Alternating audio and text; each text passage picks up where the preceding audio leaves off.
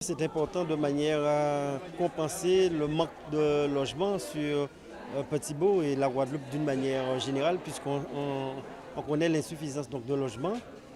Nous avons permis cette construction de manière à ce que les petits bourgeois qui n'étaient pas logés puissent pouvoir être logés. Donc cela participe à l'aménagement global du territoire. C'est un quartier pour lequel nous sommes sensibles à ces différentes installations et c'est pour cela que dans la zone de prise d'eau, dans le cadre du PLU, nous allons réserver 5 hectares pour de l'équipement public de manière à permettre à ces résidents, mais aussi bien à l'ensemble des habitants du secteur de prise d'eau vers nous, de pouvoir bénéficier de toutes les infrastructures et des équipements nécessaires pour leur bien-être. C'est un investissement nécessaire pour la SIG. La SIG est là dans un service d'intérêt général, donc c'est un investissement nécessaire pour les Guadeloupéens qui sont dans l'attente de logement. Et Dieu sait qu'aujourd'hui, il y a quand même quelques demandes de logement qui sont en stock.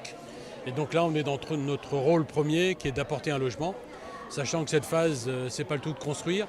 Maintenant, on est dans la partie, je qualifierais, la plus difficile pour nous, qui est notre cœur de métier, qui va être d'accompagner les locataires tout au long de la vie de cet immeuble qui n'est pas construit pour quelques années, mais on est plutôt proche de 40 à 50 ans.